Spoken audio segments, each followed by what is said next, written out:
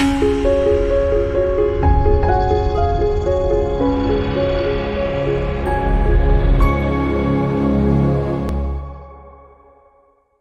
this is Meditation Chair Yoga. We wanted to welcome everyone to our program. So good to see so many of you here today. So Dr. Heptualla, good morning. Good morning. How is everyone today? As usual, we'll start with a few minutes of meditation. And to do that, you close your eyes or gently lower your eyelids. So if you don't want to close them, you can just look down and relax everything. You know, have your arms, hands resting comfortably on your lap. Now take a note of your body position, okay, in space when your eyes are closed. You can't see yourself on the screen anymore, so you can't straighten yourself looking at your image. But imagine your image in your brain. What do you look like in space? Are you sitting up? Is your spine erect? Are your shoulders in one line, or you're grouping one side or the other? You have if we were to put a plumb line from the top of your head to your pubic bone, would that be a straight line, or would that be tilted to the right or the left? So you should have a straight line from the head to the pubic bone. The spine will have a normal curvature, two curvatures, and that's okay. You cannot straighten something that is supposed to have a curvature. But you should imagine that there is a line that is going from your head down to your pubic bone, and a right angle line that is going from one shoulder to the other shoulder. And if you were to draw a line from your chin to the back of your spine, that line would be another line that should be perpendicular to your line from your head to your pubic bone. So think of all this geometry while you're sitting in this position. And continue to think of geometry when you are, sitting at your computer doing things. You have to be well aligned. And your forearm and your arm should be at a right angle when you do work on the computer. So we are made in angles, and if we maintain these angles normally and we keep alignment, then we will have less musculoskeletal problems like hip, back, knee, other joint pain. In yoga, we try to get these alignments, but we also move rotationally to improve the flexibility and increase the joint fluid called synovial fluid around our joints. So enough talking about geometry and spine. Now we are just going to focus on our breathing. And because we are erect, our lungs will fill up with oxygen when we breathe in, and we will emit carbon dioxide when we exhale.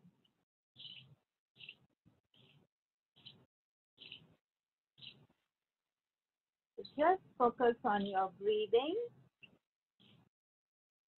You're well aligned now in space. And we can focus on our inhalation and exhalation, something that we routinely do million times a day, but just for a few moments, we are taking notice of this simple action and taking a body inventory of how our body is aligned and how we feel. Do we have pain anywhere? If you have pain in some joint or feel tightness, this is a good time to send your breath and love to that body part, saying that you care about it and that you are going to address it. Don't ignore your pain. Take action.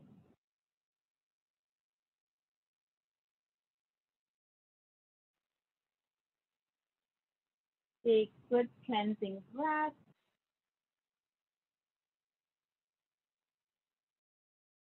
And if thoughts come into your mind, like you have to do grocery or what are you going to do on this beautiful weekend, just acknowledge your thoughts and let them float away.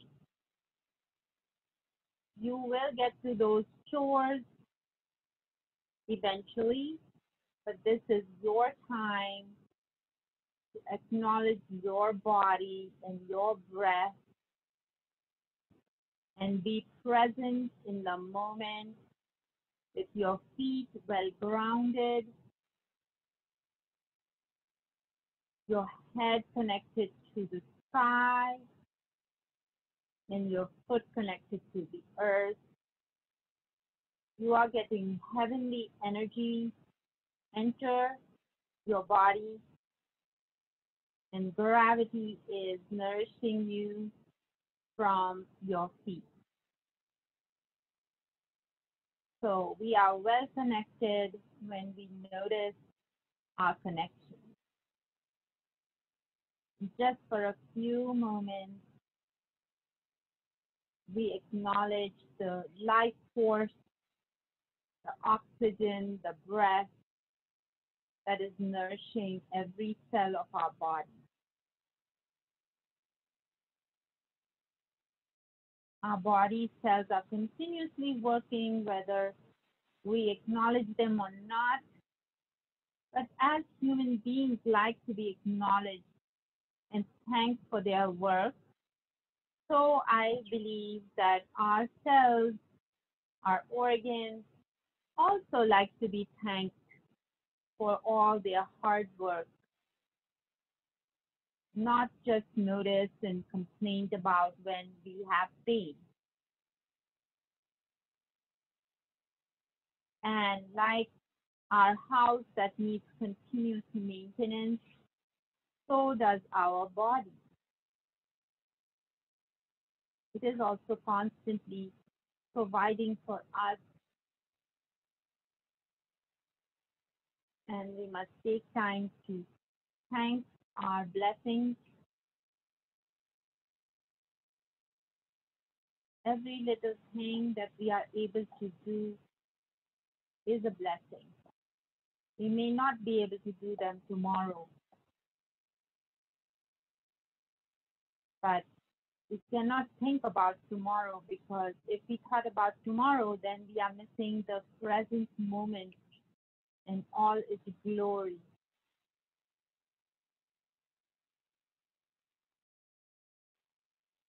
We can only enjoy present if we don't keep thinking about what is happening or going to happen tomorrow or what happened in the past. That's why we have to acknowledge those thoughts and let them pass away, realizing that all the thoughts, they are just chemicals in our brain not real to what our perception is.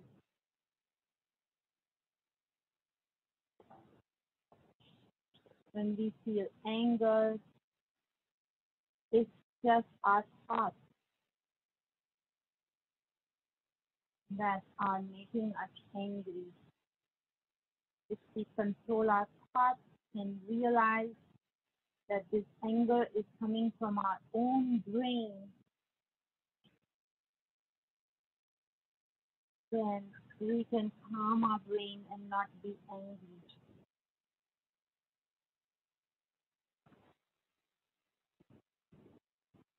Many people use alcohol or other means to calm.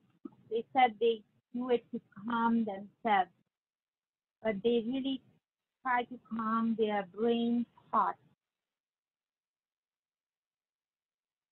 And then they use it again and again because they like the calming effect on the brain thoughts.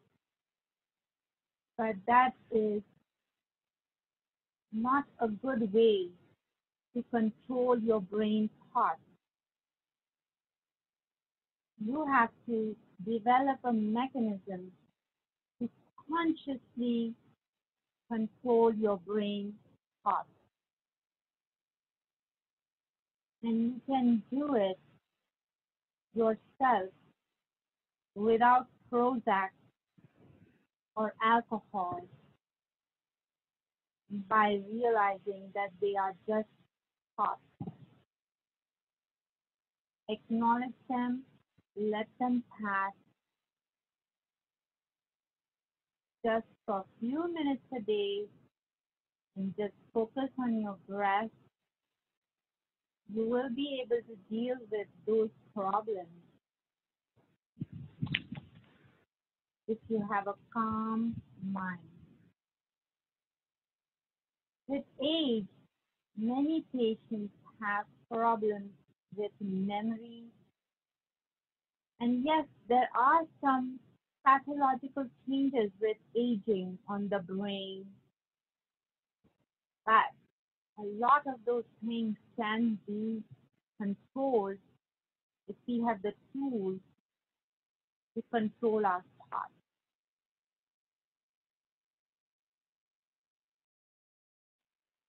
Mind over matter.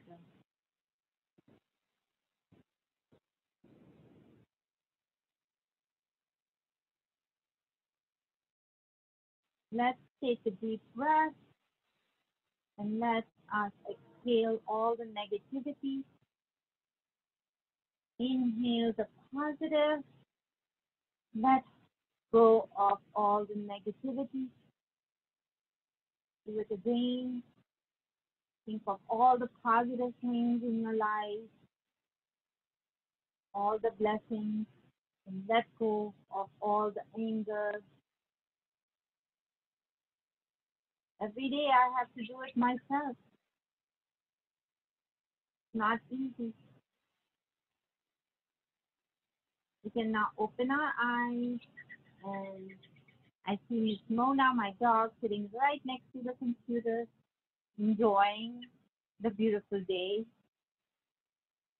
So find something in your life to enjoy that you really love, or they love you unconditionally, like pets. And that brings untold happiness that you cannot calculate in terms of numbers. But try to find things that will bring joy in your life and cherish it. So I was going to focus on the core. And so we are going to do first a little tapping. I find just after meditation, just activating your whole body, this tapping really helps. So let's start tapping. First, we are going to tap our head, tap, tap, tap, tap, tap. Forehead, cheek, chin, upper lip, nose. Nobody can see you. Just tap away, back of your head. Spending time on your head tapping is really helpful. Shoulders, we all tend to have a lot of stress we collect on our shoulders. We have lots of points that we can address. People have headaches because they have shoulder problems. Tap, tap, tap, tap, tap on your arms. Tap and tap on the top of your arm, inside. All the nerves, vessels flow inside. We have a lot of lymphatics in under our arm. Let's tap, tap, tap, tap, tap. Tap, tap in the back. You can use your whole hand now for these big muscles. Back of your legs. And get up and tap your bottom. And this is really good. If you are not wearing shoes, tap the soles of your foot. Don't forget your inner thighs. We always forget those. You have important muscles. And do the belly tapping in the chest. Every part, tap it. You have muscles and you have lots of nerves. So do this once a day or twice a day. You will see a lot of energy just pump into you with tapping. Once you've done the tapping, we are going to do a special type of breathing exercise. So you take a deep breath and let it out. Another deep breath, let it out. Another deep breath, let it out. Okay, now you have cleared your lungs of all the bad breath, that stale breath that's sitting in the bottom of your lungs. Now you take a deep breath and then you slowly exhale out, little by little, okay? Not completely exhale in one time. So take a deep breath, practice it, okay? It's not easy, but I'll show you.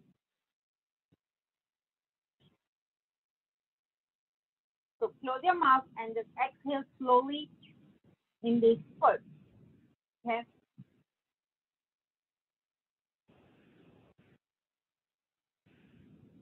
Your chest and your belly will move with the exhalation, okay?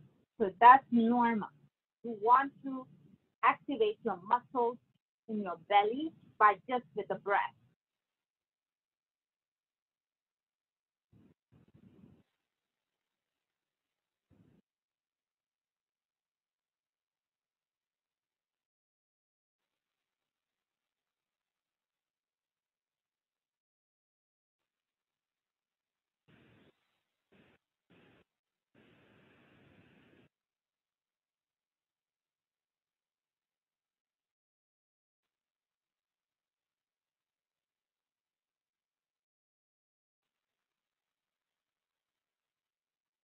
So practice this a few times. I'm going to keep going. Take a deep breath and slowly exhale out through your nose with your mouth closed, okay?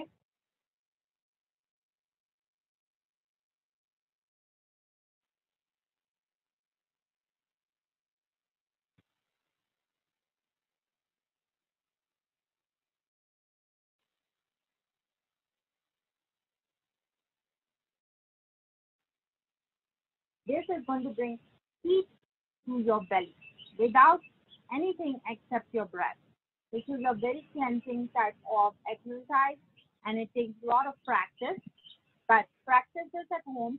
This breathing exercise, the Kundalini breathing, will help you to clear out all the stale breath that is all in our trachea and upper throat and nose and also build heat in your lower abdomen. So you can just build heat with simple movements of breathing, and you can do this anywhere. And you can build your core with this exercise alone. Now, we're going to do other core exercises by take both your hands, put it on your knees, and take a deep breath and open your chest. And then exhale, round your spine, and exhale all that breath. Then slowly inhale, open your chest, and exhale. while you're inhaling and opening your chest, and then exhaling, you're going to pull your rectum in to your abdomen. So you're engaging your core muscles even while you are doing any exercise whatsoever. Your lower abdomen. Right now, when I'm exhaling, I have engaged, it's pulling my rectum in. And then when I inhale, I relax my rectum, but I open my chest and expand as much as I can. Exhale. This is very good for your spine to do this action, but you have to do it with purpose. Just sitting all day like this on computer is not going to be good for your spine. But inhaling and straightening your spine or increasing the curvature and then exhaling out and healing your scapulae. That's what we are trying to do. Not continuously sit like this, not continuously sit like that. We are doing a movement, a beautiful, rhythmic movement tied to our breathing, to our core, to our mind, fully present, not thinking about yesterday or what we are going to do tomorrow. We are now here, taking the time for our bodies, and we are engaged in every aspect of our simple movement of breathing and lengthening of our spine. So our spine holds all of our body, okay? And so we have to take time to align it, okay? Now, after this simple exercise, we are going to raise our arms. Just raising our arms up gives us energy.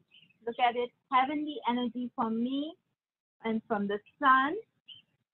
This is a very powerful movement. Many people enjoy this because it is the sign, it's the symbol that we normally do when we win something. We win a race, our hands is up in the air, okay? So you can mimic this movement and feel like you have won a big race. And that is a race of life by just raising your arms up. And then you're going to take your movement to the right. I see Mona chasing a chipmunk. Mona is my dog, if you don't know. And then we look at our right shoulder, sending left to the right shoulder. Inhale, bring it up again. And then to the left side, looking at my left shoulder. And I'm trying to see whether any of my roses are going to come up or not. Beautiful today in the garden. And I want to enjoy my time in the garden and with you all. Inhaling, exhaling, inhaling, exhaling when I move to the side. Remember, you can always engage your rectum through all of these movements when you exhale. You can do movements very, very slowly, or you can do the movements fast. But even if you do fast, you want to do them with purpose and with all your fingers and toes and everything engaged in the process. Just because you're sitting on the chair doesn't mean that you should not engage your body parts. You can still engage all your fingers. You can engage your shoulders, your belly, your neck, your head. Just because you're not standing doesn't mean you don't engage things. When you sit, most of the time why people have problems is they are disengaged with their body. They sit and they feel like, oh, I can slouch. I can hold my head down and just look at my phone or I can just, use my arms in any way. That is not the purpose. If you're sitting on a chair and doing yoga, you still have to be engaged. When you're standing up, engagement is easier because the body automatically kicks in processes that help you engage. But even when you're standing up, okay, if you're standing up, most people are not standing, in Tadasana or mountain pose. Okay, they are slouching. They have this thing, or they're slouching on this side, but they have all their weight on one leg or the other leg, and they don't even realize that. But when you are standing, try to be present and try to stand in alignment and putting equal pressure on both legs. I think Mona is demonstrating with me how to stand as a dog and have equal pressure on all her four legs. She has an advantage because she has to be on fours and she has more stability of her spine than humans have because we have only two legs to stand on.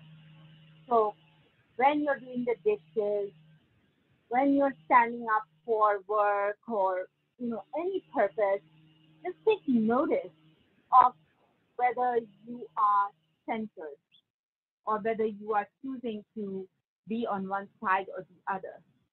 Suppose you have pain on the right side, you are going to use your left side more. That's just natural. You don't want to use the side that has the pain. So over time, you also have problem in the left side because you're overusing the left side. So wouldn't it be nice if you notice like what your pain is, where it's happening, and you don't have pain to use both sides equally when you can. We always use our right side more if we are right-handed and use our left side less when we are left-handed or vice versa. So when you pick up grocery bags, try to keep equal weight in them. Try to pick up both with both hands. Try to buy a bag that has two straps and can equally distribute weight to both your shoulders. If you use a very heavy pocketbook with all your bills, 20 keys, and wallet, you're going to shift to the right side with your bag.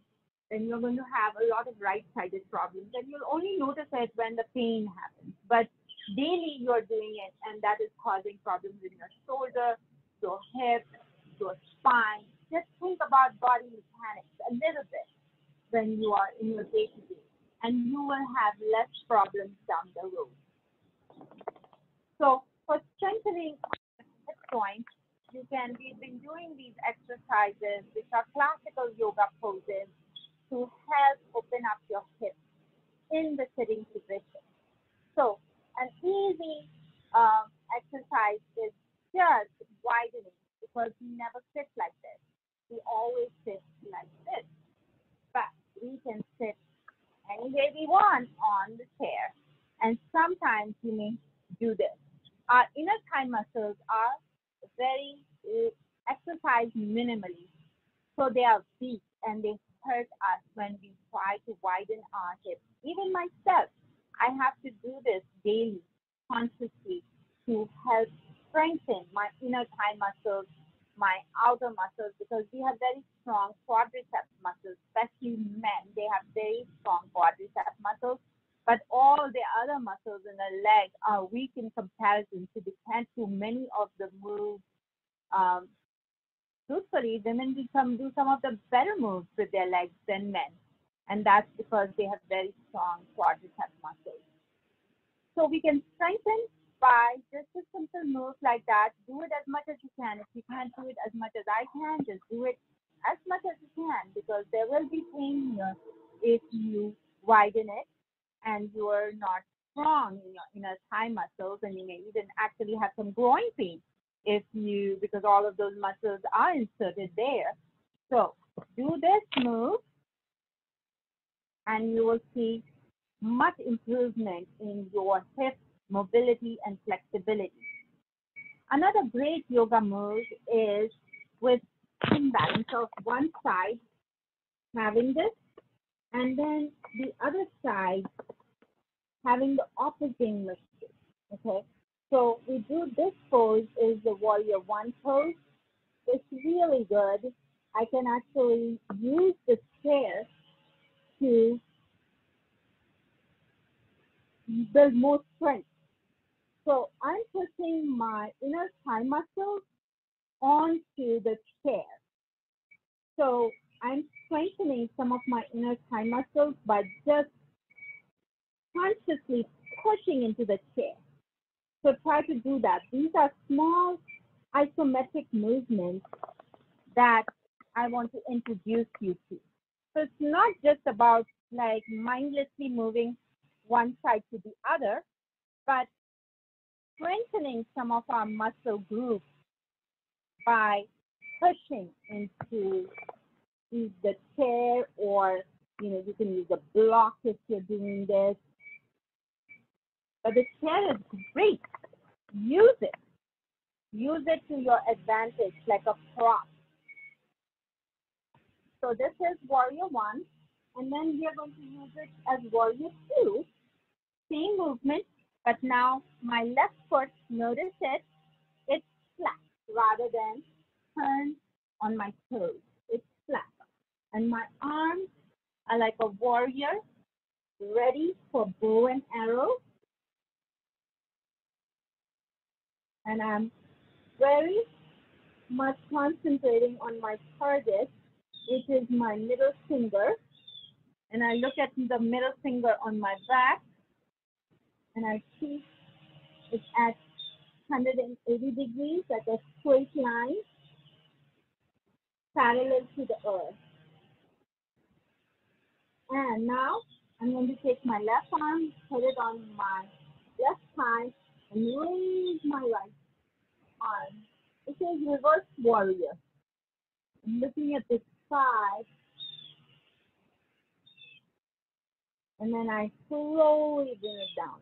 All movements, if you do it slowly and purposefully, it's better than just, you're going to hurt your muscles if you do it too fast. So do things slowly. Be conscious of small muscles in your hands, in your thighs, in your back. How are they responding to every pose that you're doing? So even if you do 4 or 5 poses in a day, but you do it mindfully, you're going to get more out of your workout than if you just do it mindlessly without breathing and actually, really thinking through. So warrior two, looking at my middle finger both in the front and the back, keeping it straight. The computer is keeping me on it because I can see my toes. But most times I'm in space and I have to be always thinking about how I look in space.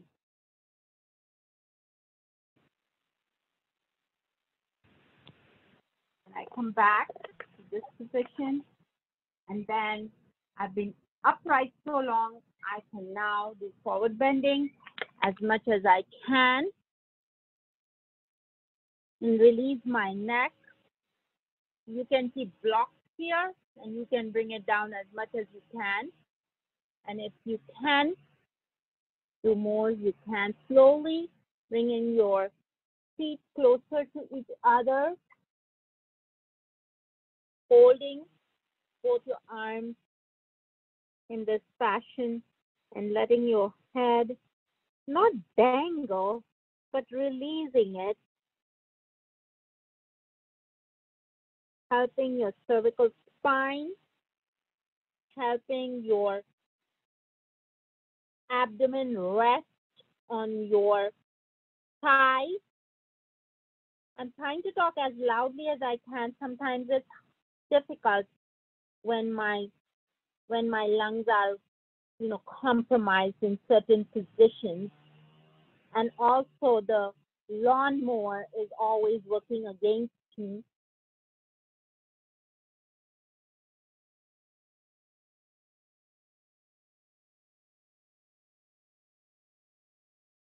Now you can raise back up. So in yoga, we do opposing movements very close. So if we open up, like we opened up our chest, we close it back again also. So we lengthen and we shorten, lengthen and shorten. And that helps to stretch the muscle fibers. And that's how we develop flexibility. When we lengthen and then shorten, lengthen and shorten, over time, we develop this nice elasticity in our muscles. Okay? And you want to be elastic. You don't want to be rigid. Things break when we are rigid. When we are elastic and the tendons are elastic, then we are able to absorb shocks better. So even in our mind, we have to develop flexibility and elasticity, because then we can handle stress better. And when you do the breathing exercises where you're breathing in and out and they're equal in volume, you're improving your elasticity of your brain. Okay? And when things are thrown at you, you can go back to your breathing.